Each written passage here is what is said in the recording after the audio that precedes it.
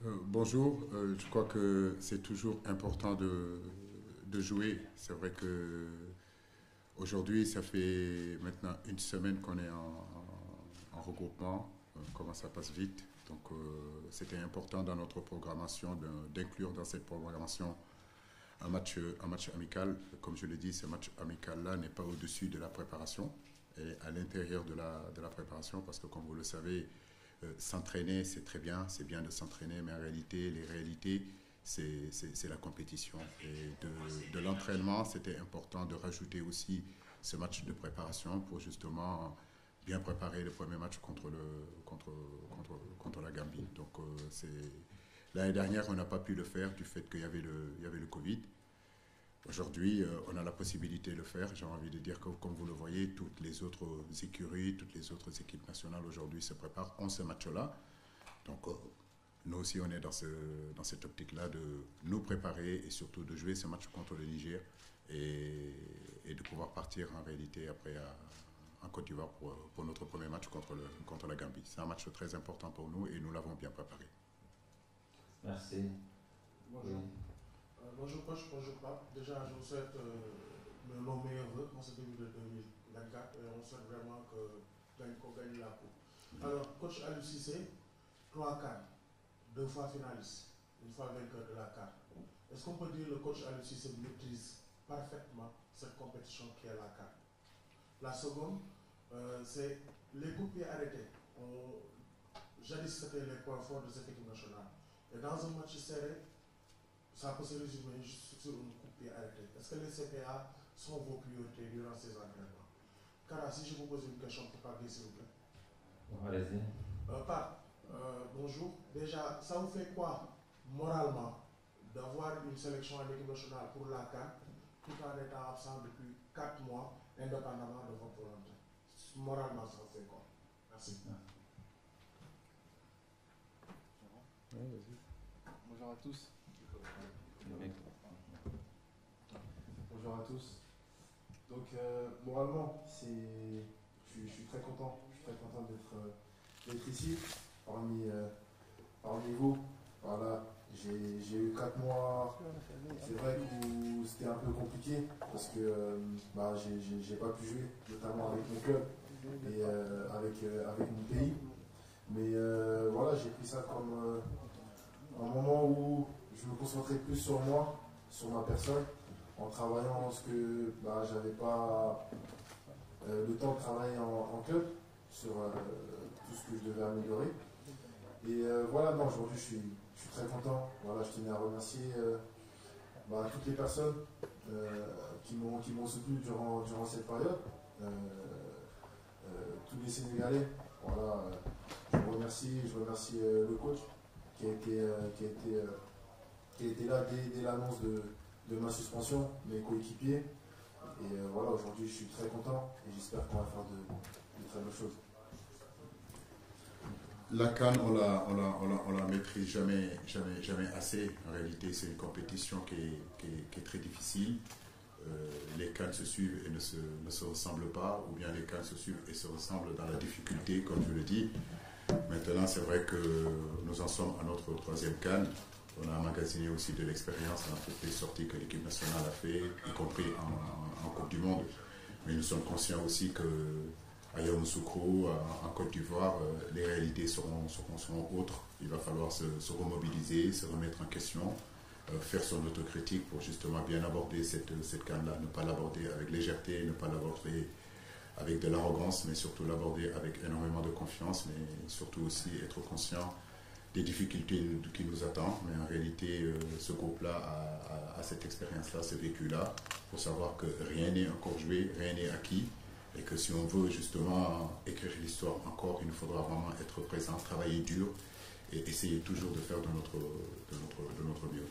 La deuxième question, je crois que c'est sur les coups pieds arrêtés. Effectivement, les matchs, quand ils sont difficiles, quand à un moment donné, on n'arrive pas à ouvrir, à décanter la situation, ça se jouera sur les coups de pied arrêtés, que ce soit pénalty, que ce soit coup franc. En réalité, quand les matchs sont serrés, pour se départager, c'est deux choses en réalité. C'est soit en pénalty, en coup de pied arrêté, en corner, ou sur des erreurs individuelles.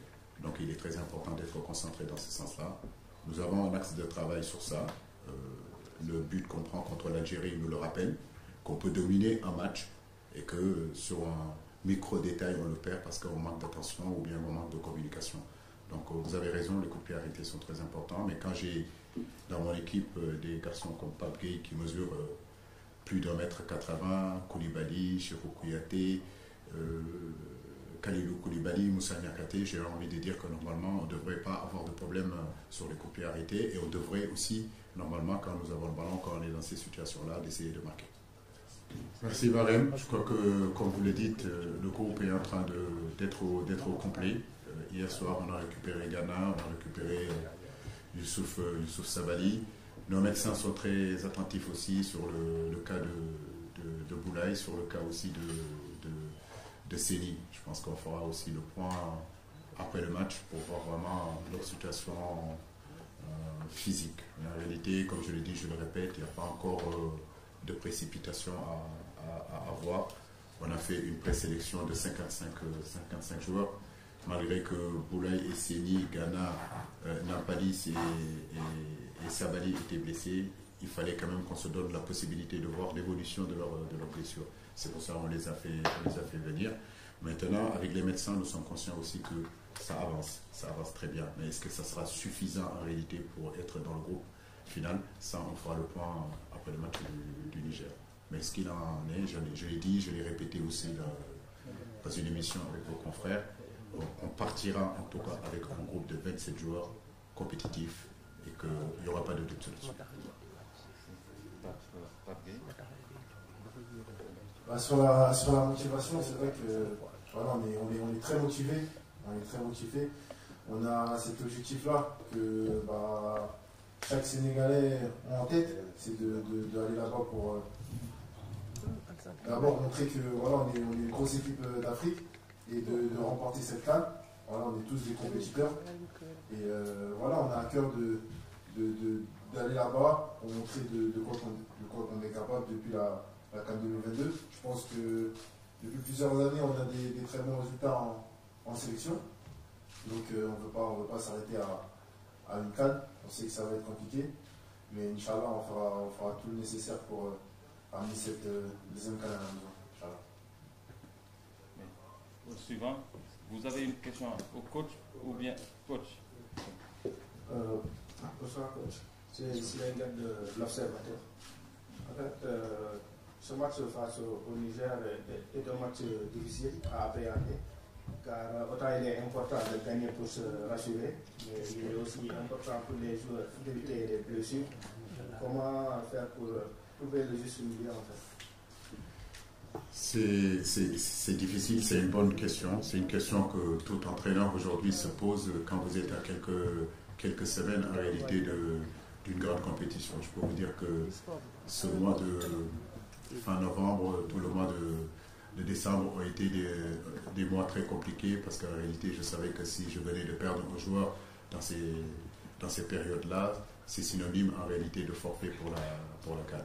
Là, on est à une semaine. Lundi, ça fera une semaine avant le premier match contre le...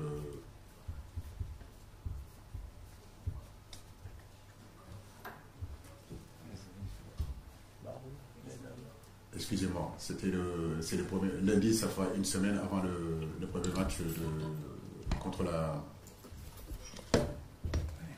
Gambie. Mais c'est vrai que notre hantise aujourd'hui, c'est qu'on perd un joueur dans ce match-là contre le Niger. Mais comme je le dis, on ne peut pas rentrer sur le terrain en pensant à une blessure.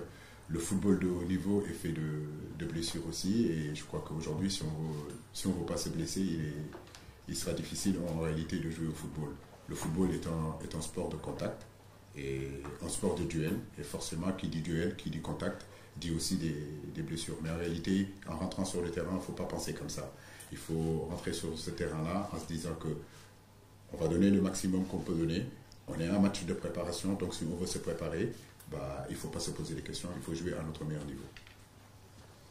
On prend deux autres questions. Oui, Carnon.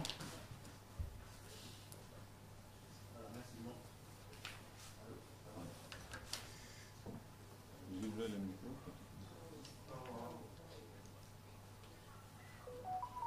Ça, voilà, c'est bon.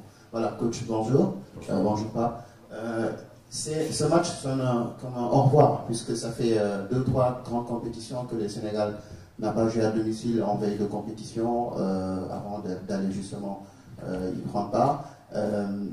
Si vous avez quelque chose à dire aujourd'hui au public sénégalais pour ce match, avant de partir, il serait quoi comme message, sachant que lorsqu'on les voit, tout le monde se dit on peut le faire, on est capable de le faire, on a l'équipe pour le faire. Mais le message du coach et de Pape Gueye aussi, c'est quoi en direction du public sénégalais, des supporters? Je crois qu'on a fait un open press dans la semaine et je crois que j'ai lu un petit peu partout l'appel des joueurs, l'appel du sélectionneur depuis la publication de la liste. On va réitérer encore le même appel, voilà, accompagner cette équipe-là par vos prières. Nous savons que la Côte d'Ivoire, c'est 3 heures ou 4 heures de Dakar. Donc, si tout le peuple sénégalais, les gens en tout cas qui peuvent venir en Côte d'Ivoire et continuer à supporter cette équipe-là, ce serait vraiment quelque chose d'extraordinaire. Maintenant, comme je l'ai dit, c'est vrai qu'à chaque fois qu'on a une préparation, les gens se posent la question, est-ce qu'on va jouer chez nous, est-ce qu'on ne va pas jouer? Je pense que si je n'avais pas mis ce match-là, les gens diront pourquoi on aurait pu faire un petit tagato, il aurait pu créer un match et jouer. Bah, ça tombe bien, on l'a fait. Et nous attendons tout le public demain, malgré que c'est journée de semaine. On sait que beaucoup de gens travaillent, mais il y a une possibilité en réalité de se déplacer en masse et venir supporter cette équipe qu'on a tant besoin. Ce stade-là, je le disais que depuis le match qu'on a joué ici contre l'Égypte, je n'ai pas senti cette effervescence-là autour de cette équipe-là. Donc à l'aube de cette CAN-là, c'est le moment vraiment de le montrer, parce que comme je l'ai dit, vous nous envoyez tous pour aller chercher cette CAN. C'est notre devoir, on essaiera d'être à la hauteur, mais ce qu'on attend aussi de notre public, c'est qu'il soit à la hauteur et que ce que j'ai vu contre l'Égypte ici, en termes d'engouement, en termes de supporters, en termes de passion et d'émotion, mais vraiment qu'on le voit. Donc c'est ce qu'on attend demain. Oui, Pape Gueye, la dernière. Comme le coach l'a pu le dire, franchement, nous, c'est un énorme plaisir de jouer à domicile. À chaque fois qu'on joue ici, voilà, on le ressent sur le terrain. On sent que le public est derrière nous. Les Sénégalais, c'est connu pour être un peuple qui est passionné.